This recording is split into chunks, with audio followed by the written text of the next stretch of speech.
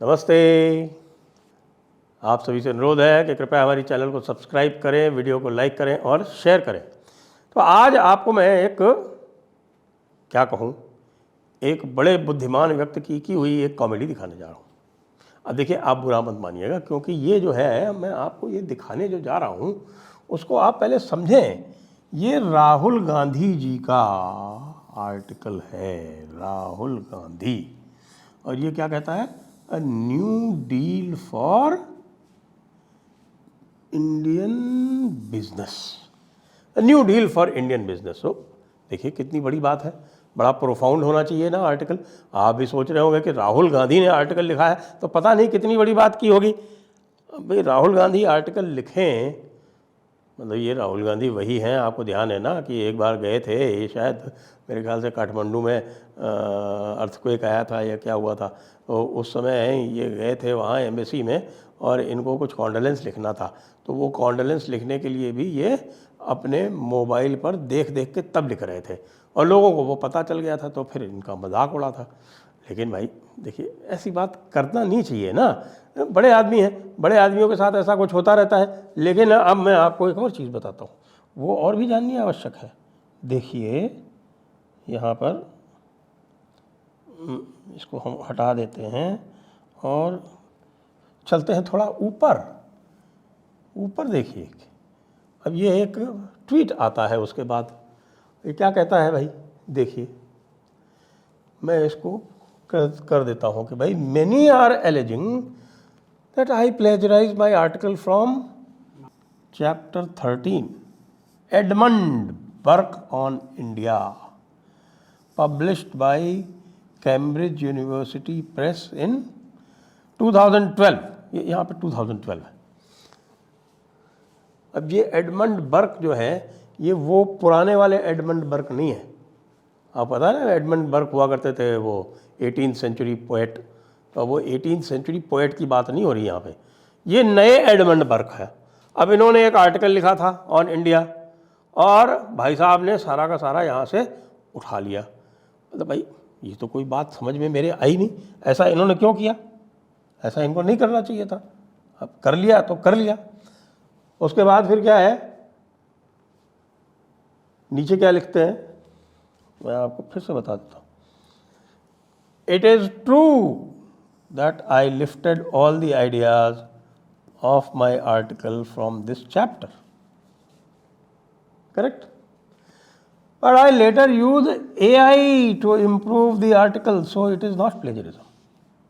अब आप समझ गए ना ये आर्टिकल में क्या है और आर्टिकल कैसे लिखा गया। अब आर्टिकल के अंदर क्या है, चलिए वो समझते हैं और उसको जानते हैं। तो अब देखिए लिखते क्या हैं ये। अब राहुल गांधी राइट्स क्या, मैच फिक्सिंग मोनोपोली। अब आप समझ गए ना, आइडिया आपको लग रहा होगा कि भाई ये क्या हो रहा है। मैच फिक्सिंग मोनोपोली मतलब इनका हिंट किसकी तरफ है ना, जहाँ पता है ना आपको। ये पहुंच गए अपने उसी पुराने अडानी अंबानी वाले पे कि साहब अडानी अंबानी जो है वो लूट रहे हैं। वो आगे मैं दिखाता हूँ आपको कि क्या है और आगे क्या दिखाते हैं। ये देखिए मैं बताता हूँ आपको। थोड़ा चलते हैं नीचे, new deal for Indian business. अब ये सुनिए साहब, ये और भी इंटरेस्टिंग है जो ये कह रहे हैं। ये कह रहे हैं कि इंडिया जो है उसको ईस्ट इंडिया कंपनी ने साइलेंस किया था और it was silenced not by its business prowess by its chokehold. The company choked India by partnering with, सुनिए बहुत ध्यान से सुनिए, इसको मैं यहाँ पर कर देता हूँ underline, by partnering with silence by the East India company. तो भाई ईस्ट इंडिया कंपनी जो है इसने भारत को चोक किया था, भारत का गला दबाया था। हाँ, लेकिन कैसे किया था उसने? By partnering with, bribing and threatening our more pliant maharajas and nawabs. ठीक है।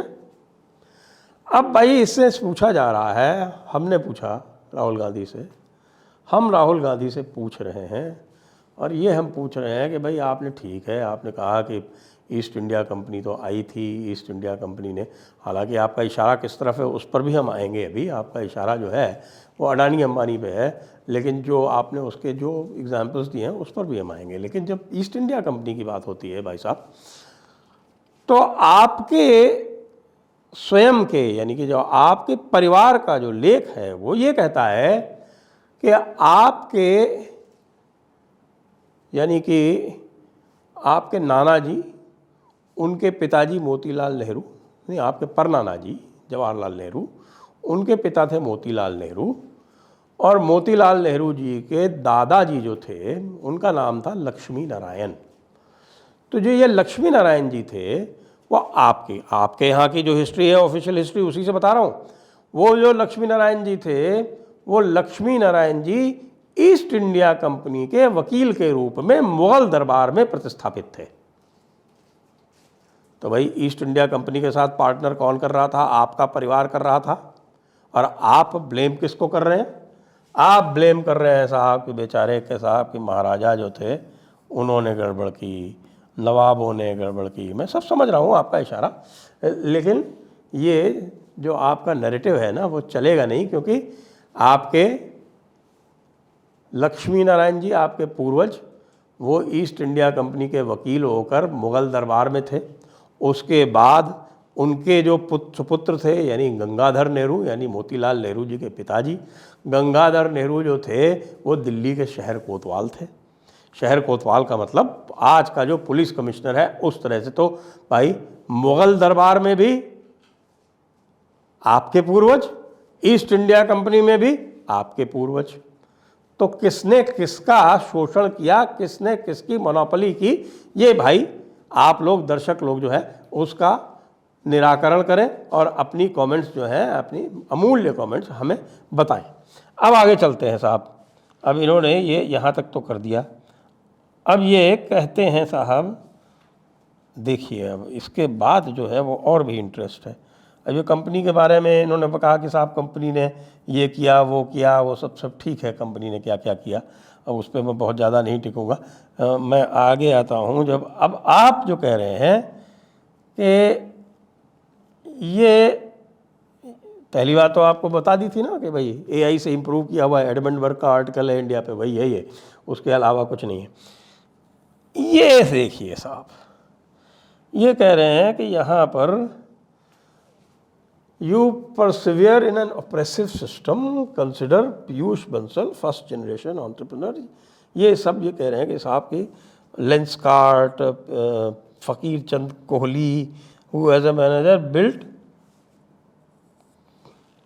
कहाँ गए ये, बिल्ट टाटा कंसल्टेंसी यानी TCS, it was a triumph of ambition. ये सब ये कह के ये कह रहे हैं कि भाई ये जो हैं ये कंपनीज जो इन्होंने ये लिस्ट दे दी, ये देखिए आप, ये लिस्ट इन्होंने दी है यहाँ पर कि साहब ये सब स्टार्टअप्स हैं, और ये स्टार्टअप्स जो हैं ये इस समय सिस्टम बना रहे हैं और ये मोनोपोली से हर्ट हो रहे हैं। तो भाई ये बता दें हमको आप कि ये जो अडानी और अंबानी के प्रति आपका आग्रह है, अभी अभी तो आपने कहा कि साहब TCS का नाम ले लिया आपने। अब जो लोग इस मोनोपोली यानी जिनका स्टार्टअप्स का आपका नाम लिया है आपने कि साहब ये स्टार्टअप्स हैं और भी स्टार्टअप्स आ सकते हैं, और ये स्टार्टअप्स जो हैं ये फ्री बिजनेस है, और अडानी और अंबानी जो हैं ये जो हैं ये मोनोपोलीज़ हैं। तो अडानी और अंबानी जो मोनोपोलीज़ हैं ना वो भारत के लिए कम से कम 10 लाख जॉब्स क्रिएट करते हैं, स्टार्टअप्स भी क्रिएट करते हैं। लेकिन इन स्टार्टअप्स को आपने, मैंने कहा ना ये टाटा कंसल्टेंसी यानी TCS का आपने नाम लिया, बड़ा अप्रूविंगली लिया, लेकिन TCS जो है वो है इनका कंपेटिटर, अडानी और अंबानी नहीं है इनके कंपेटिटर। इनका कंपेटिटर इन्फोसिस है, इनका कंपेटिटर विप्रो है, अजीम प्रेमजी। और अजीम प्रेमजी जो है वो मीडिया में एक चलाते हैं IPSMF, जिस पे TCS और अजीम प्रेम जी दोनों जो हैं उसमें कंट्रीब्यूट करते हैं। तो आप टाटा का नाम क्यों नहीं ले रहे हैं, आप विप्रो का नाम, अजीम प्रेम जी का नाम क्यों नहीं ले रहे हैं? आपका एक ही टारगेट है, अडानी और अंबानी। आपको किसी न किसी तरह से बार बार अडानी और अंबानी को बीच में लाना है। अडानी तो भाई इंफ्रास्ट्रक्चर के बिजनेस में है, अडानी जो है वो नई बिजनेसेस के बीच में किधर से आ रहा है यार? क्यों जबरदस्ती उसको जो तुमने बदनाम कर रखा है? आगे देख लो भाई, ये देखिए, I am sure I have left out hundreds of names. क्या बात है, आपने हंड्रेड्स ऑफ नेम्स जो हैं वो छोड़ दिए। आपने बड़ा एहसान किया हमारे ऊपर। ऑटो, टाइटन, अरे भाई महिंद्रा ऑटो, बजाज फाइनेंस, ये देखिए ये सब इन्होंने नाम लिखा है। ये बजाज ऑटो जिसका आप नाम लिख रहे हैं भाई साहब,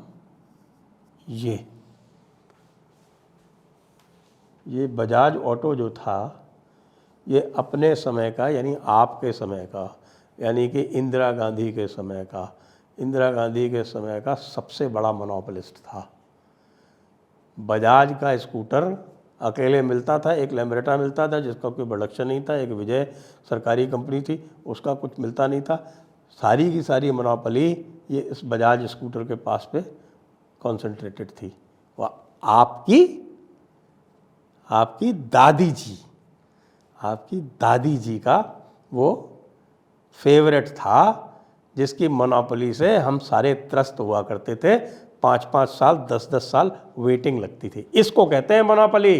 राहुल जी, अडानी की तो कोई मोनोपोली नहीं है किसी भी क्षेत्र में, वो तो इंफ्रास्ट्रक्चर के काम में लगा हुआ है। और अंबानी जो है वो भी, उसकी पेट्रोलियम रिफाइनरी रशिया से तेल मंगाता है, विदेशों को भेजता है एक्सपोर्ट से भारत के लिए, आपकी फॉरेन करेंसी और भारत के लिए जो है एक्सपोर्ट का वैल्यू जो है वो क्रिएट करता है। तो इसलिए राहुल गांधी जी, आप दुनिया को मूर्ख समझना बंद करें। वैसे तो आपके साथ प्रॉब्लम सबसे बड़ी यही है कि आप अपने को होशियार समझते हैं। तब तक हम मान सकते हैं कि भाई कोई हर एक को हक है कि वो अपने को होशियार समझे, लेकिन कृपा करके दूसरों को मूर्ख मत समझिए। आपकी हरकतों का पर्दाफाश हमने यहाँ कर दिया है। जय हिंद, जय भारत, वंदे मातरम।